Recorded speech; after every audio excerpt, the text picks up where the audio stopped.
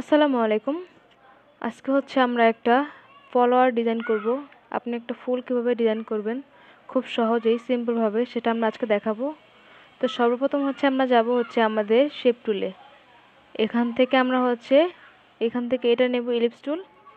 তারপর হচ্ছে আমরা শিফট অর্ডার ক্লিক করে এখানে একটা শেপ নিয়ে নিব।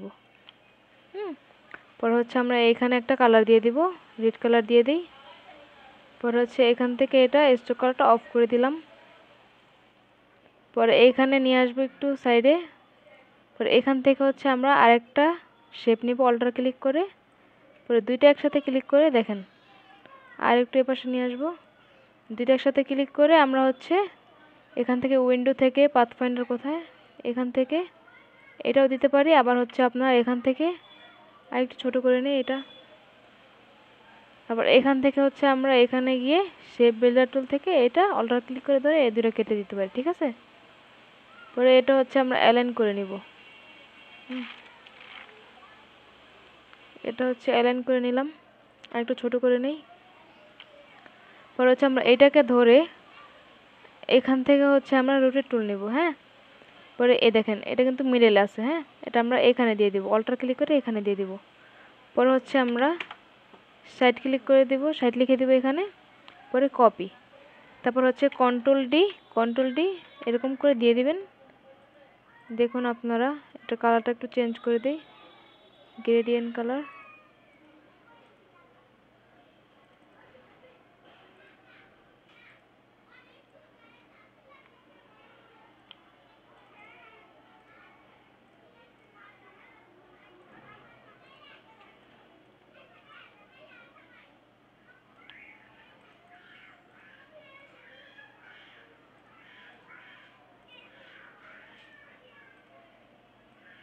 দেখুন এইভাবে আমরা কালারটা দিয়ে নিলাম, দেখতেই পাচ্ছেন।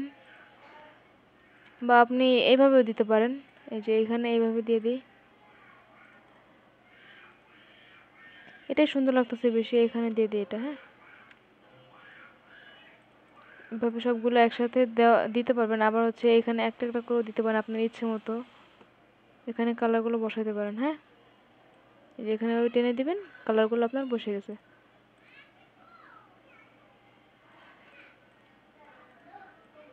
পরে হচ্ছে আপনি এখান থেকে এখানেও একটা কালার দিতে পারেন, এখানে শেপ দিয়ে।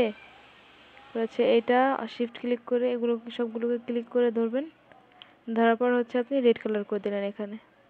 পরে সবগুলোকে একসাথে ধরে কন্ট্রোল জি থেকে গ্রুপ করে নিয়ে অ্যালাইন করে দিবেন। দেখুন খুব সহজে কীভাবে একটা ফুল ডিজাইন করতে পারবেন। ধন্যবাদ। যদি ভিডিওটা ভালো লাগে তাহলে হচ্ছে একটা লাইক, কমেন্ট, শেয়ার করে দিবেন। সবাই আমার পাশে থাকবেন। ধন্যবাদ।